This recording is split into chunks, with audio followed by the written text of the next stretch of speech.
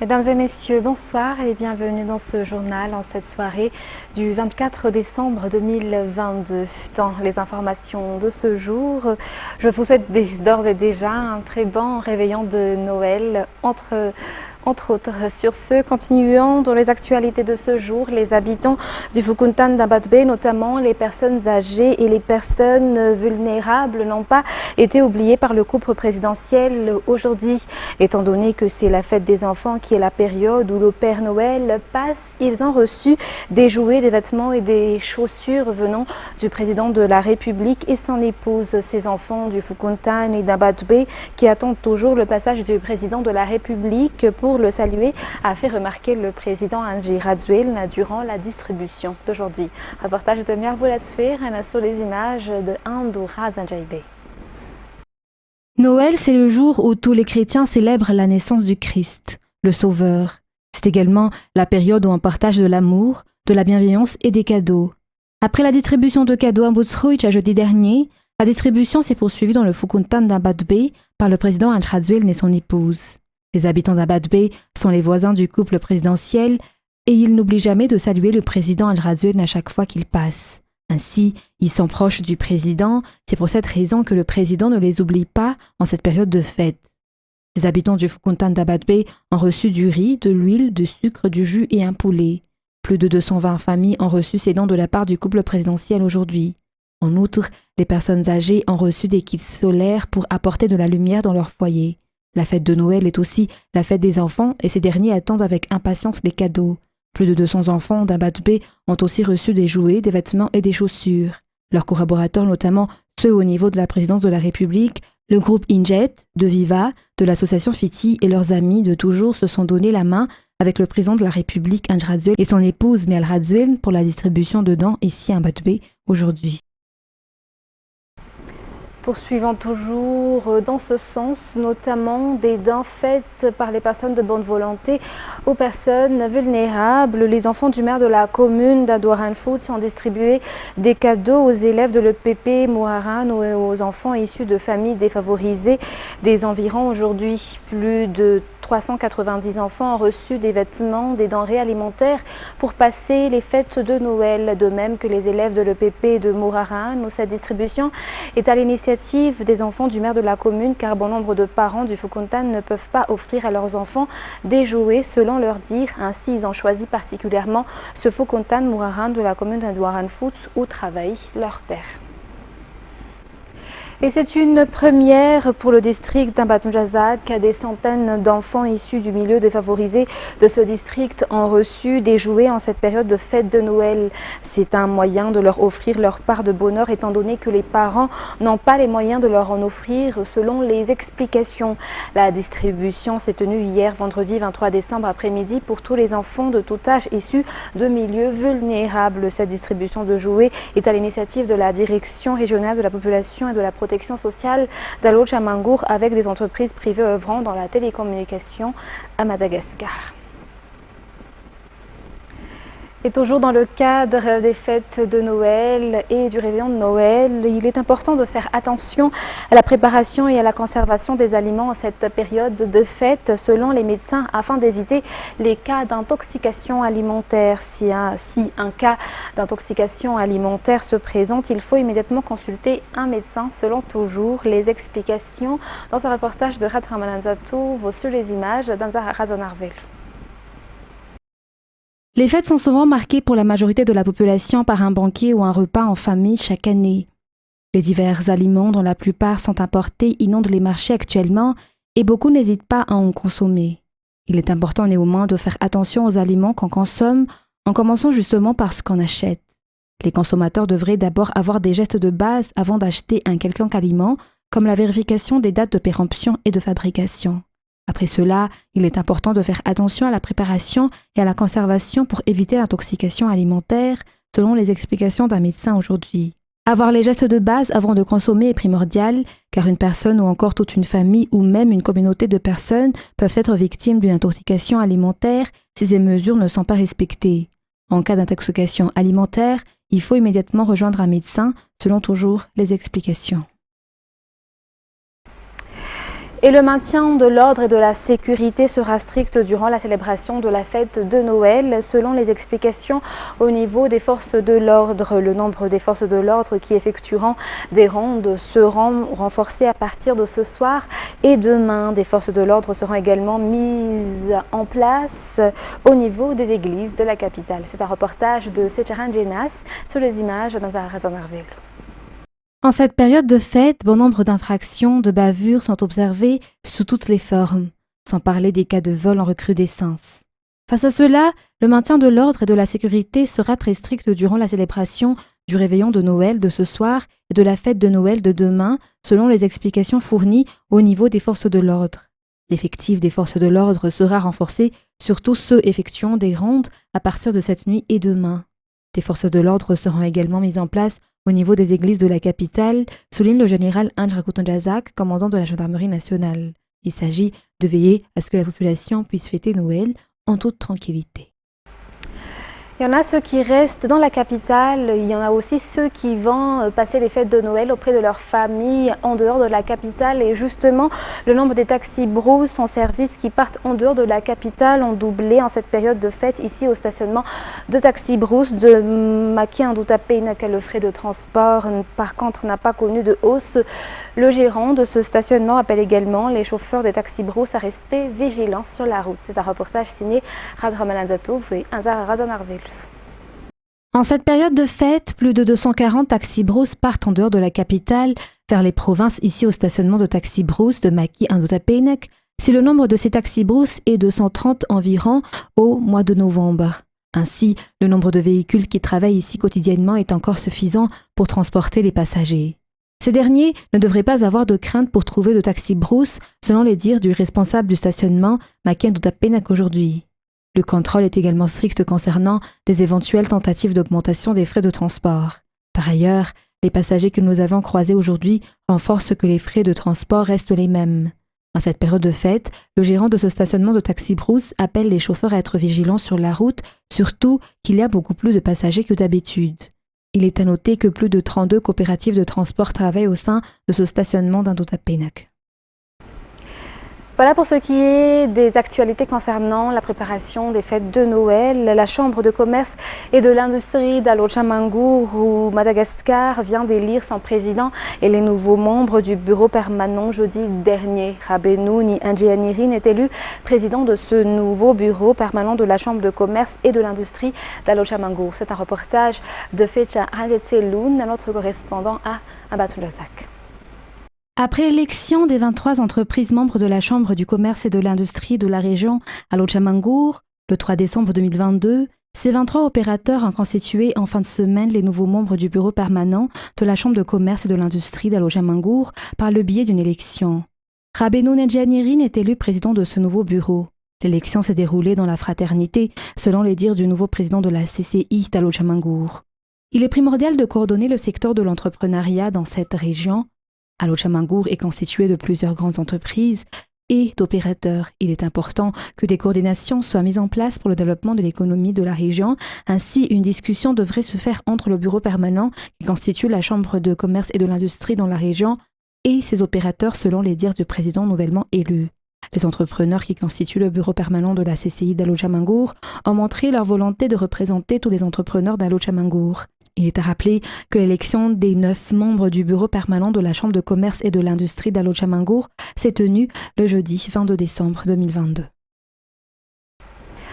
Et le ministère de l'Aménagement du territoire et des services fonciers a mis à la connaissance des autorités de base, notamment les chefs Fukuntan dans la ville de Muramang, le projet Matak Anourne jeudi dernier. Il s'agit d'un projet visant à faciliter l'octroi des autorisations de construction à travers la digitalisation. C'est un reportage de Tanzuna Ranji, Viva Muramang. Muramang est parmi les villes de Madagascar qui connaissent un taux élevé d'accroissement de la population. De ce fait, le nombre des diverses constructions augmente également, dont la plupart sont des constructions illicites. Afin de faciliter l'octroi des permis de construction, le ministère de l'Aménagement du territoire et des services fonciers a mis en place le projet Matak Anourne ou ministère de l'Aménagement du territoire, autorisation de construction. Ce projet vise à établir des permis de construction d'infrastructures à travers un logiciel, notamment par le moyen de la digitalisation. Le MATAC est une application web conçue pour simplifier et améliorer le processus d'instruction des autorisations d'urbanisme à Madagascar. Elle permet également d'informatiser la gestion et le traitement des dossiers de permis de construire afin d'améliorer les services offerts auprès des usagers selon les explications du chef de service des observatoires du territoire. Le projet MATAC Anour sera lancé dans 4 grandes villes de pays, à savoir Muramang, Murundav, Thomas Nenusbe et Elville. Le projet Produire contribue à la mise en place de l'outil MATAC en mettant à la disposition des communes des programmes de formation et des équipements techniques nécessaires à l'utilisation effective de cet outil. Les acteurs locaux, en partant par les chefs de Fukuntan, ont été parmi les responsables qui doivent connaître ce projet et la séance d'information s'est tenue jeudi dernier avant sa mise à la connaissance du public, d'après les informations. Dans la page sportive de ce soir, après les matchs éliminatoires entre les 4 états-majors de l'armée qui a duré des mois, le match final de basket dans le cadre de la Coupe des états-majors de l'armée malagasy ou Coupe du CEMA s'est tenue hier au Palais des Sports et de la Culture Mamas.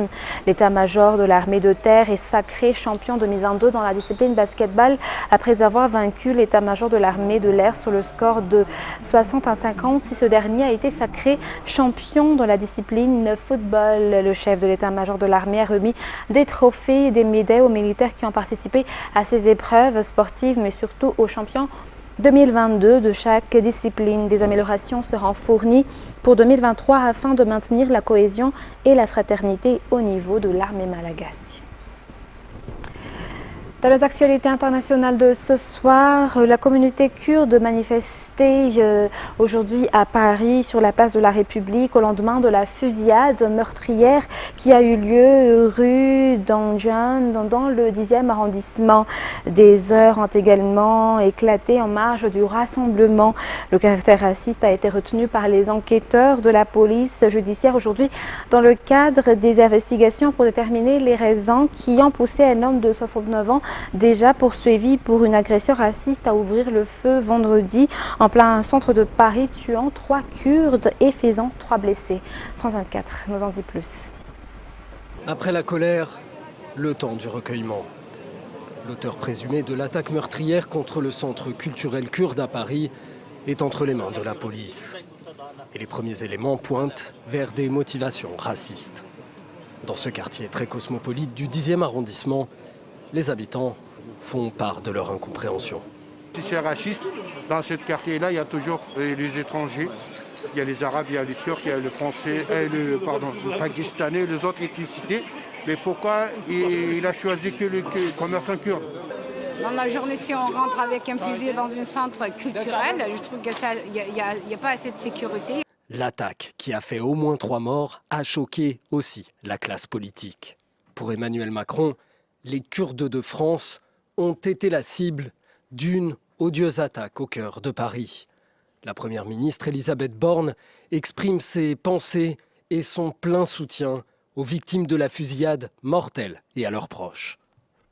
À l'étranger, le secrétaire d'État américain Antony Blinken a offert ses condoléances aux victimes et ses pensées aux membres de la communauté kurde, tandis que le chancelier allemand Olaf Scholz décrit dans un message, écrit aussi en français, un acte horrible.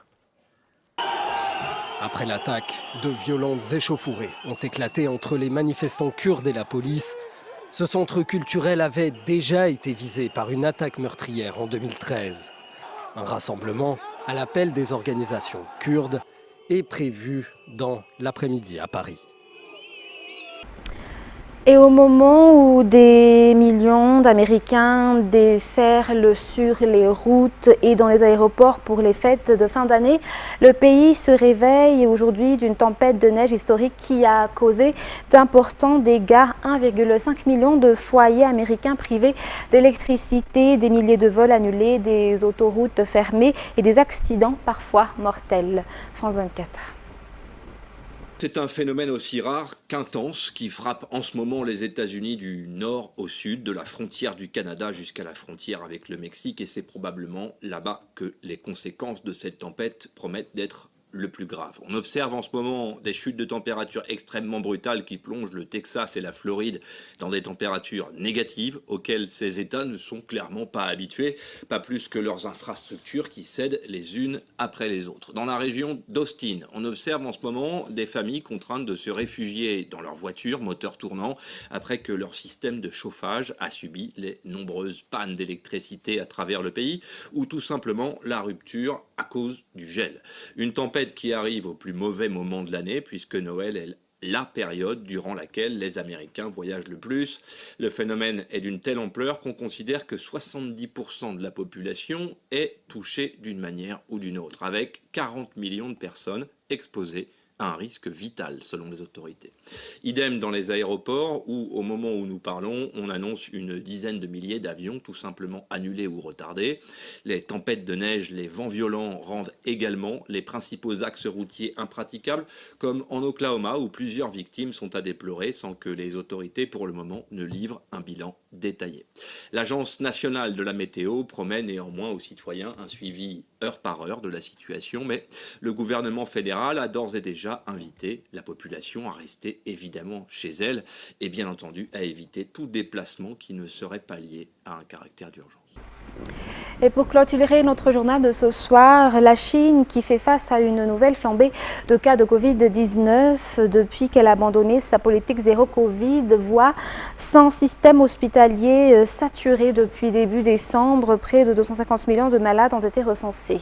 Reportage à Shanghai de France 24.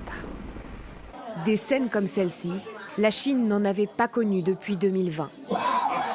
Depuis quelques jours, les urgences de Shanghai débordent. Jusque dans les couloirs, les brancards s'entassent. Des dizaines de personnes âgées sous assistance respiratoire et les soignants peinent à leur trouver de la place. Après la fin du zéro Covid, le pays fait face à une vague sans précédent. Dehors, cette femme ne sait pas où emmener son mari. Je n'ai plus de force. Très affaiblie par la fièvre. On ne peut pas rester ici, il n'y a pas de lit. Hier déjà, il manquait des médecins dans cet hôpital. Il y a très peu de médecins sur place. Ils sont débordés. Pour soulager les hôpitaux, 2600 dispensaires sont mobilisés dans toute la ville. Ici, l'affluence a été multipliée par 20 en quelques jours. Je vous prescris des anti-inflammatoires pour traiter vos symptômes. Les médecins rassurent les patients très inquiets face au Covid-19. Au milieu de la nuit, j'ai commencé à avoir mal partout, des courbatures. Et ce matin, j'ai de la fièvre. Ça me fait peur. Les rues de la capitale économique chinoise sont désertées. Quartiers commerçants et touristiques vides. Les quelques habitants dehors peinent à reconnaître leur ville. On voit bien que la situation épidémique est grave. Beaucoup de gens travaillent chez eux, les autres sont malades. C'est pour ça que la ville est comme ça. Cette semaine, selon les autorités chinoises, 37 millions de personnes auraient contracté le Covid-19 en une seule journée. Le pays compterait 248 millions de nouvelles contaminations depuis le début du mois de décembre, soit près d'un cinquième de la population chinoise. Mesdames et messieurs, ainsi s'achève notre édition pour ce soir. Nous vous remercions de votre fidélité. N'oubliez pas, dans quelques instants, vous allez suivre notre émission spéciale Tous ensemble pour Noël. Sur ce, très bon réveillon de Noël avec Viva et bonne soirée à tous. Au revoir.